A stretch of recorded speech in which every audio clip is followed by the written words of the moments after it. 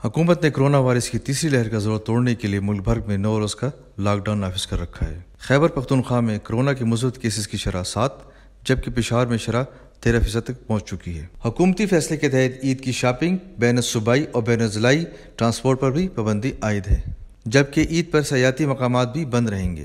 آمد و رفت پر پابندی کے باعث مسافروں کے ساتھ ساتھ ٹرانسپورٹ برادری کو بھی شدید مشکلات کا سامنا ہے۔ بڑی گاڑیوں، ہائی ایس کے اڈوں پر ہو کا عالم ہے۔ عید کی خوشیاں اپنوں کے ساتھ منانے کی متمنی مسافروں کی بڑی تعداد اڈوں کے باہر موجود ہے۔ اس بارے میں ٹرانسپورٹرز کا کہنا ہے، عید سے پہلے جو 2-3 دن کی لاک ڈاؤن ہے یہ بالکل ناجائز ہے، کیونکہ غریب لوگ ہیں، مسافر لوگ ہیں، ان لوگوں کو بھی تکلیف ہے۔ ہمارا بھی کاروبار بند ہوا ہے ان دنوں میں، یہ عید کے 2-3 دن ہمارا بھی مزدوری ہوتا ہے۔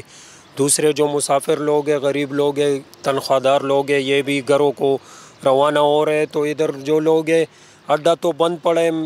دوسرے یہ کاروں والی ہیں، ان لوگوں کے ساتھ جو ہے نا یہ ٹرانسپورٹ وغیرہ، پولیس وغیرہ، ان لوگوں کا مل ملاپ ہے۔ بھائی جان ادھر 4,000 کے بدلے 7,000 8,000 روپے کرایہ لے رہے۔ کام وام تو نہیں ہے، کام وام تو بالکل ختم ہے، اور کچھ بازاروں میں بھی کچھ کام وام نہیں ہے، دکان سارے بند ہے، ہمارا بھی ایسے حالات ہے۔ دوسری طرف رینٹ کار کا بزنس عروج پر ہے اور وہ چوری چھپے مسافروں کو منزل مقصود تک پہنچانے کے عوض منہ مانگے دام وصول کر رہے ہیں۔ گورنمنٹ سے یہ ریکویسٹ کرتا ہوں کہ جو کم از کم یہ لوکل ٹرانسپورٹ ہے ایس او پیز کے ساتھ ہی اس کو جو ہے اجازت دیں، کیونکہ ایس او پیز کے ساتھ ہی مطلب 2 سیٹوں پہ ایک ہی بندہ بیٹھے ہیں، اور کچھ اس طرح کا حل جو ہے سلوشن چاہیے، کیونکہ غریب عوام ہے، باہر جو ہم سارے جو ہے ذلیل اور خوار ہو رہے ہیں۔ فی الحال تو سوچیں گے کہ پیدل ہی جانا پڑے گا، کیونکہ ماں باپ کے بغیر تو ہم عید نہیں بنا سکتے نا۔ کرونا وائرس سے خود کو اور دوسروں کو محفوظ رکھنا ہم سب کی مشترکہ ذمہ داری ہے۔